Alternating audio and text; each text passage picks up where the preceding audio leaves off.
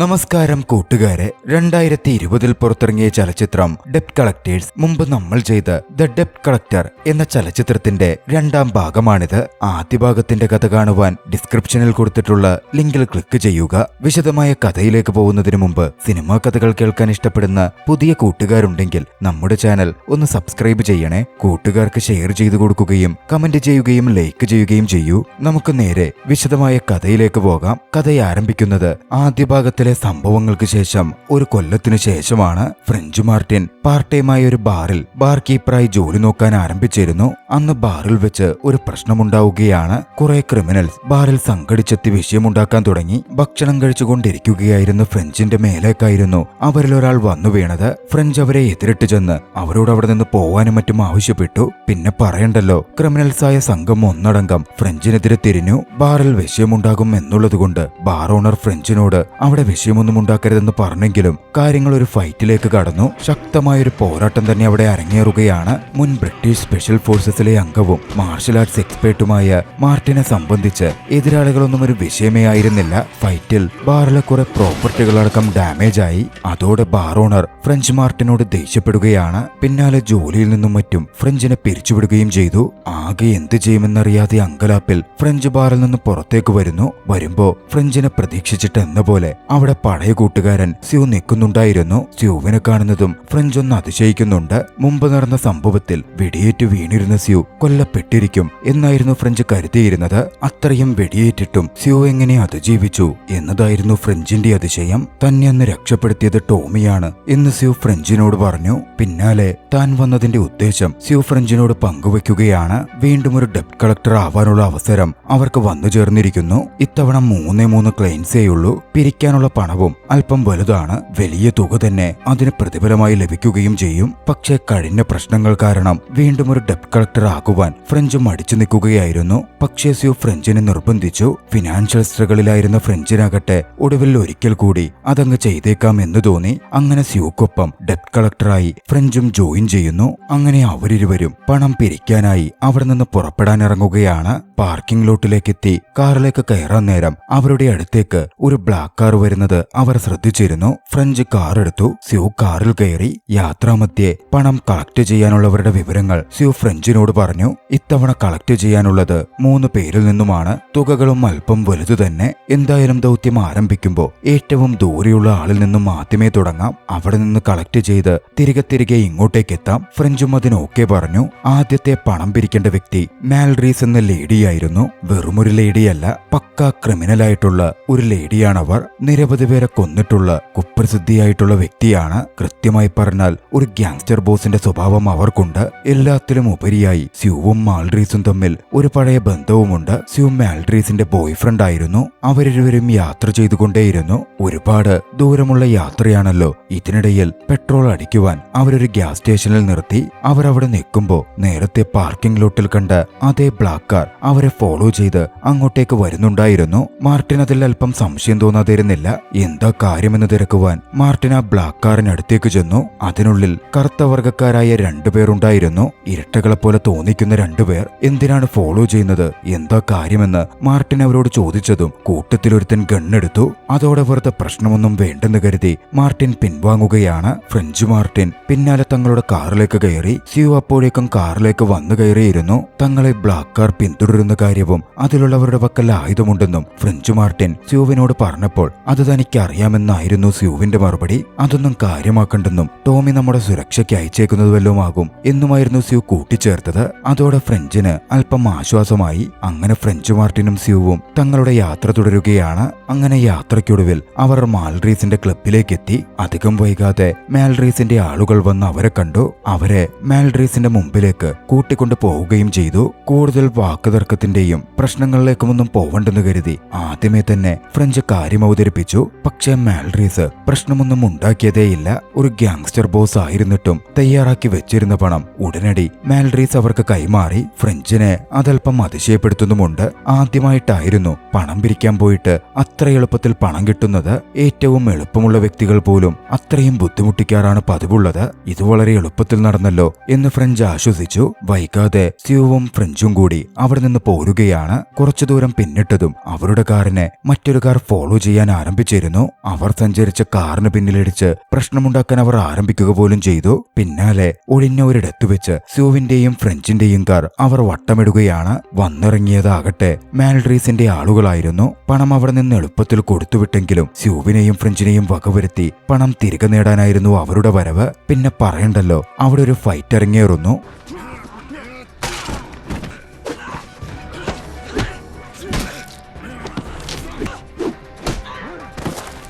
അത്ര എളുപ്പമായിരുന്നില്ലെങ്കിൽ പോലും അവരിരുവരും ചേർന്ന് മാൽഡ്രീസിന്റെ ആളുകളെ അടിച്ചൊതുക്കി. ശേഷം കാറിലേക്ക് കയറി. കാറിൽ കയറിയതും ഫൈറ്റ് നടന്ന സമയത്ത് ഫ്രഞ്ചിനെ ഒരു ലേഡി ഇടിച്ചിരുന്നു. അതും പറഞ്ഞ് സ്യൂ ഫ്രഞ്ചിനെ കളിയാക്കി. തൊട്ടു പിന്നാലെ അവർക്കരികിലേക്ക് അവരെ ഫോളോ ചെയ്യുന്ന ഇരട്ടകളെപ്പോലുള്ള ആ രണ്ടുപേർ എത്തുകയാണ്. കാറിലെത്തിയവർ അവരുടെ ഫൈറ്റ് കണ്ടെന്നും നന്നായിട്ടുണ്ടെന്നും അവരെ പ്രശംസിച്ചു.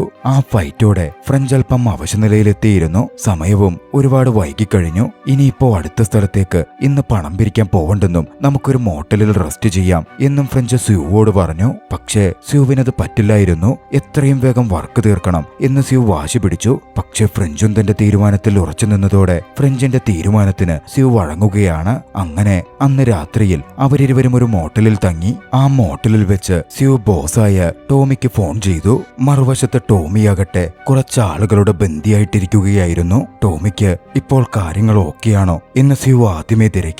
കുഴപ്പമില്ലെന്നായിരുന്നു ടോമി മറുപടി പറഞ്ഞത്. പിന്നാലെ തങ്ങളെ പിന്തുടരുന്ന ആ രണ്ട് കറുത്ത വർഗക്കാരായ ആളുകളെപ്പറ്റി സ്യൂ ടോമിയോട് ചോദിച്ചു. അത് ഇവരുടെ ആളായിരിക്കുമെന്നും നിങ്ങൾ കടം പിരിച്ചുണ്ടാക്കുന്ന പണവുമായി മുങ്ങാതിരിക്കാൻ നിങ്ങളെ ഫോളോ ചെയ്ത് വിട്ടതാകും എന്നും ടോമി പ്രത്യേകം എടുത്തു പറഞ്ഞു. സ്യൂ എന്തൊക്കെയോ മറയ്ക്കുന്നുണ്ടായിരുന്നു. മാർട്ടിൻ ആണെങ്കിൽ ടോമി ബന്ദിയായിട്ടുള്ള കാര്യം അറിയുകയുമില്ല. പിന്നാലെ കുടിക്കാമെന്ന് പറഞ്ഞ് മദ്യക്കുപ്പിയുമായി ഫ്രഞ്ച് അങ്ങോട്ടേക്ക് വന്നെങ്കിലും താനിപ്പോൾ കുടിക്കാറില്ല എന്ന് പറഞ്ഞ് സ്യൂ അതിൽ നിന്ന് വിട്ടൊഴിഞ്ഞു നിന്നു. അടുത്ത ദിവസം പുലർച്ചെ തന്നെ അടുത്ത ഇടത്തേക്ക് പണം പിരിക്കുവാൻ അവർ എത്തിച്ചേരുകയാണ്. പണം പിരിക്കേണ്ടത് ഒരു ബോക്സിംഗ് ക്ലബിന്റെ ഉടമയായ എസ്റ്റബാൻ മാഡ്രിഡിന്റെ അടുത്തു നിന്നായിരുന്നു. ചെന്നപാടെ ഫ്രഞ്ചും സ്യൂവും ചേർന്ന് മാഡ്രിഡിനോട് കാര്യം അവതരിപ്പിച്ചു. കടം വാങ്ങിയ പണം തിരികെ തരാൻ ആവശ്യപ്പെട്ടു. പക്ഷേ മാഡ്രിഡ് ആകട്ടെ അതിനൊരുക്കമായിരുന്നില്ല. $1,00,000 മാഡ്രിഡ് കൊടുക്കാനുണ്ട്. പക്ഷേ എന്നിട്ടും തനിക്കങ്ങനെ പണമൊന്നും എവിടെ നിന്ന് കിട്ടിയിട്ടില്ല. താൻ കടം വാങ്ങിയിട്ടില്ല. പിന്നെ എന്നെ തേടി പണം വന്നിട്ടുണ്ടെങ്കിൽ അതിന്റെ ബോക്സേഴ്സിനുള്ള ഡൊണേഷനും സ്പോൺസർഷിപ്പും ഒക്കെയായി പണം കിട്ടിയിട്ടുണ്ടെന്നും അത് തിരികെ കൊടുക്കാൻ ഉദ്ദേശിക്കുന്നുമില്ല എന്നുമായിരുന്നു മാഡ്രിഡ് പറഞ്ഞത്. തൊട്ടു പിന്നാലെ അങ്ങോട്ടേക്ക് മാഡ്രിഡിന്റെ ഫ്ലാഗ്ഷിപ്പ് പ്ലെയറായ സിഗർ അങ്ങോട്ടേക്ക് കടന്നു വന്നു. അതോടെ മാഡ്രിഡ് അവരുടെ മുമ്പിലേക്ക് ഒരു വെല്ലുവിളി വെച്ചു. സിഗറുമായി പോരടിച്ച് സിഗറിനെ നിങ്ങൾ പരാജയപ്പെടുത്തിയാൽ പണം ഞാൻ തന്നേക്കാം എന്നായിരുന്നു അത്. ഒരു നിമിഷം മാർട്ടിൻ അത് കേട്ട് പകയ്ക്കുന്നുണ്ട്. കുറച്ചു മുമ്പ് സ്യൂ ചില കാര്യങ്ങൾ പറഞ്ഞിരുന്നു. മുമ്പ് ഞാനൊരു ബോക്സറായിരുന്നെന്നും മെഡലൊക്കെ കിട്ടിയിട്ടുണ്ട് എന്നുമായിരുന്നു അത്. അതോടെ ഫ്രഞ്ച് സ്യൂവിനടുക്കൽ ഒരു പണി ചെയ്യ്, നീ തന്നെ പോരടിച്ചോ എന്ന് പറഞ്ഞ് സ്യൂവിനെ പറഞ്ഞു വിടുകയാണ്. വൈകാതെ സിഗറിനൊപ്പം സ്യൂ റിങ്ങിലേക്ക് എത്തി. അവിടെ വെച്ചൊരു മാച്ച് ഇറങ്ങിയേറുകയാണ്. പക്ഷേ പ്രായം ചെന്ന സ്യൂവിന് സിഗറിന് മുമ്പിൽ പിടിച്ചു നിൽക്കാൻ സാധിക്കുന്നില്ല. സ്യൂ പരാജയപ്പെടും എന്ന ഘട്ടമായതും ഫ്രഞ്ച് അതിൽ ഇടപെട്ടു. സ്യൂ ഇത്തരത്തിൽ നിനക്ക് മാച്ചായ ഒരു വ്യക്തിയല്ലെന്നും ഞാനാണ് അതിന് ശരിയാവുകയെന്നും പറഞ്ഞ് ഫ്രഞ്ച് മാർട്ടിൻ റിങ്ങിലേക്ക് ഇറങ്ങി. പിന്നെ പറയണ്ടല്ലോ, അവിടെ മികച്ച ഫൈറ്റ് നടക്കുകയാണ്.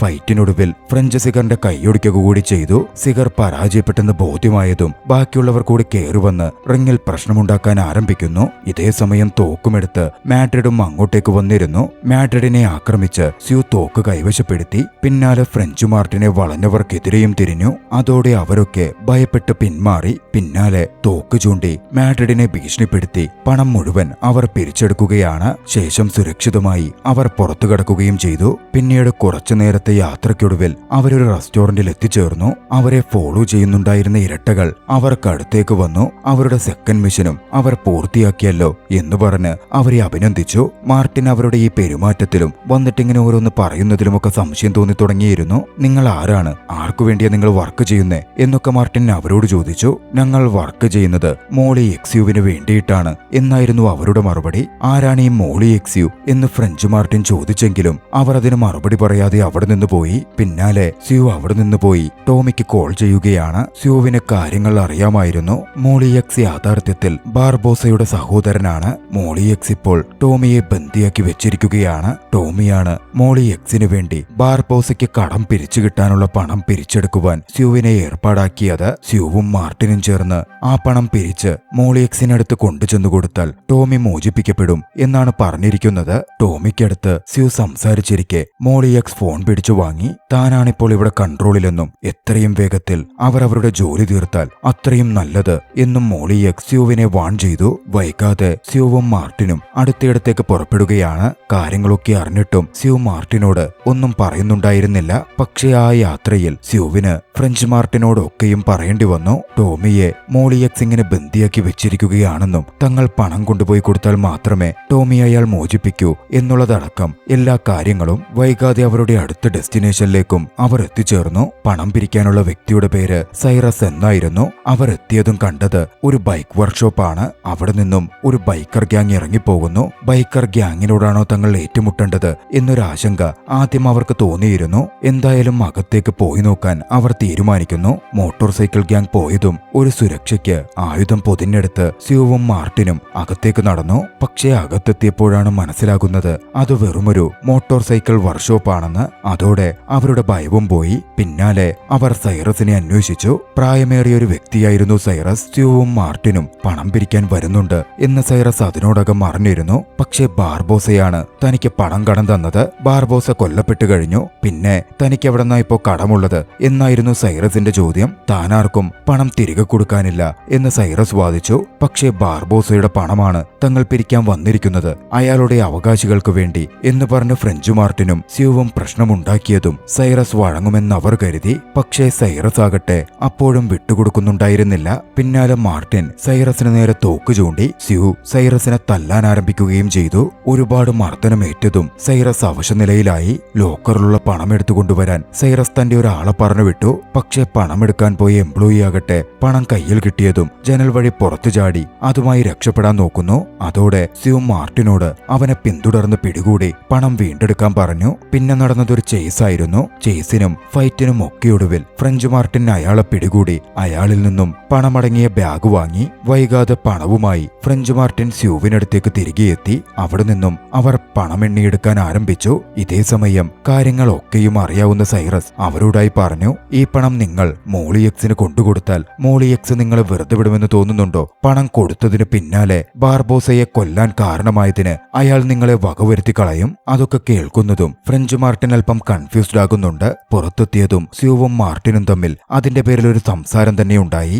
അങ്ങോട്ടേക്ക് പോവേണ്ട കാര്യമുണ്ടോ? പിരിച്ചു കിട്ടിയ പണം നമ്മുടെ കൈവശമുണ്ടല്ലോ, അത് രണ്ടായി വീതിച്ച് നമുക്ക് രണ്ടു വഴിക്ക് പോയി സുഖമായി ജീവിച്ചുകൂടെ എന്ന് ഫ്രഞ്ച് മാർട്ടിൻ സ്യൂവിനോട് ചോദിച്ചു. പക്ഷെ ഒരിക്കൽ ടോമി സ്യൂവിന്റെ ജീവൻ രക്ഷിച്ചതാണ്. അതിന്റെ കടപ്പാട് സ്യൂവിനുണ്ടായിരുന്നു. അതൊന്നും പറ്റില്ലെന്നും ടോമിയുടെ ജീവൻ രക്ഷിക്കണം എന്നും സ്യൂ വാദിച്ചു. ഒന്നും രണ്ടും പറഞ്ഞ് അവർ തമ്മിൽ ഫൈറ്റിലേക്ക് കടക്കുകയാണ്. രണ്ടുപേരും കട്ടയ്ക്ക് ഫൈറ്റ് ചെയ്ത് താഴെ വീണു. അപ്പോഴാണ് അവർക്കരികിലേക്ക് അവർ എന്താണ് ചെയ്യുന്നതെന്ന് നിരീക്ഷിക്കാൻ മോളി എക്സ് അയച്ചിരുന്ന കറുത്തവർഗക്കാരായ ഇരട്ടകളെപ്പോലുള്ള രണ്ടുപേർ എത്തുന്നത്. അവരിരുവരെയും കൊന്ന് പണം എടുത്തുകൊണ്ടുപോവാനായിരുന്നു അവരുടെ പദ്ധതി. പക്ഷെ സ്യൂവും മാർട്ടിനും ചേർന്ന് അവരെ ആക്രമിച്ചു, അവരെ കൊലപ്പെടുത്തി. അതുകൂടി കഴിഞ്ഞതോടെ എല്ലാം കൊണ്ടും ഫ്രഞ്ച് മാർട്ടിന് മതിയായിരുന്നു. ഫ്രഞ്ച് മാർട്ടിൻ അതോടെ പണമടങ്ങിയ ബാഗ് സ്യൂവിന് കൊടുത്ത് നീ എന്തു വേണമെങ്കിൽ ചെയ്തോ, ഞാൻ ഒന്നിനുമില്ലെന്ന് പറഞ്ഞ് അവിടെ നിന്ന് പിരിഞ്ഞു പോരുന്നു. സ്യൂ ആകട്ടെ പണമടങ്ങിയ ബാഗുമെടുത്ത് നേരെ ടോമിയെ രക്ഷിക്കാൻ മോളി എക്സിന്റെ അടുത്തേക്ക് പോവുകയാണ്. സന്ധ്യയോടെ സ്യൂ മോളി എക്സിന്റെ അടുത്തേക്ക് എത്തിച്ചേർന്നു.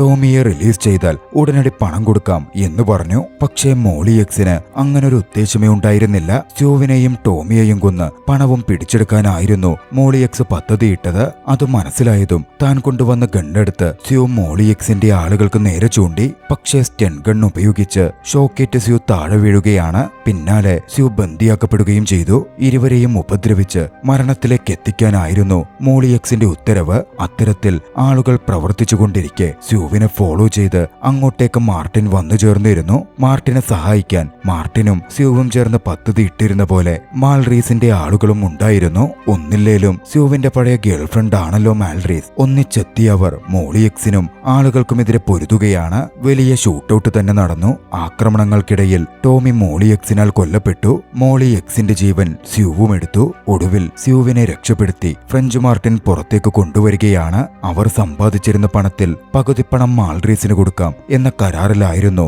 മാൽഡ്രീസിന്റെ ആളുകളെ വിട്ടുകൊടുത്തത്. പുറത്ത് കാത്തുനിപ്പുണ്ടായിരുന്ന മാൽഡ്രീസ് സ്യൂവിനെ അവിടെ നിന്ന് രക്ഷപ്പെടുത്തി കൊണ്ടുപോയി. പണവും തുല്യമായ രീതിയിൽ രണ്ടു കൂട്ടരും വീതിച്ചെടുക്കുകയും ചെയ്തു. അധികം വൈകാതെ ടോമിയുടെ ഫ്യൂണറൽ ചടങ്ങുകൾ നടന്നു. ഫ്രഞ്ച് മാർട്ടിനും സ്യൂവും അതിൽ പങ്കെടുത്തു. തിരികെ പോരാൻ നേരം ഫ്രഞ്ച് മാർട്ടിൻ സ്യൂവിനടുക്കൽ ചോദിച്ചു, ആരെങ്കിലും തങ്ങളെ വീണ്ടും ഡെപ്റ്റ് കളക്ടേഴ്സായി ജോലി ചെയ്യാൻ ക്ഷണിച്ചിട്ടുണ്ടോ എന്ന്. ഇനിയൊന്നിനും താനില്ലെന്നും താൻ റിട്ടയർ ചെയ്യുകയാണ് എന്നുമായിരുന്നു സ്യൂവിന്റെ മറുപടി. രണ്ടുപേരും രണ്ടു വഴിക്ക് പിരിയാനൊരുങ്ങി. താൻ പുതുതായി വാങ്ങിയ ഫാൻസി കാറിലേക്ക് മാർട്ടിൻ വന്ന് കയറുകയായിരുന്നു. സ്യൂ അത് കണ്ട് മാർട്ടിന്റെ അടുത്തേക്ക് ഓടിയെത്തി. ആ കാർ തനിക്ക് വേണം, തനിക്ക് ആ കാർ തരുമെങ്കിൽ അവനൊപ്പം ഡെപ്റ്റ് കളക്ടറായി ജോലി ചെയ്യാൻ തയ്യാറാണ് എന്നറിയിച്ചു. ചിരിയോടെ ഇരുവരും ആ കാറിൽ കയറി അടുത്ത ഘട്ടത്തിലേക്ക് യാത്ര തുടരുന്നിടത്ത് ചലച്ചിത്രം അവസാനിക്കുന്നു. നിങ്ങൾക്ക് ഈ കഥ ഇഷ്ടമായെങ്കിൽ വീഡിയോ ലൈക്ക് ചെയ്യുക. അഭിപ്രായങ്ങളും നിർദ്ദേശങ്ങളും കമന്റുകളിൽ രേഖപ്പെടുത്തുക. കഴിയുമെങ്കിൽ ചാനൽ സബ്സ്ക്രൈബ് ചെയ്തും കൂട്ടുകാർക്ക് ഷെയർ ചെയ്തു കൊടുത്തും ഞങ്ങളെ സപ്പോർട്ട് ചെയ്യുക. അടുത്ത എപ്പിസോഡിൽ മറ്റൊരു മികച്ച ചലച്ചിത്രവുമായി നമുക്ക് കണ്ടുമുട്ടാം. അതുവരെ ബൈ.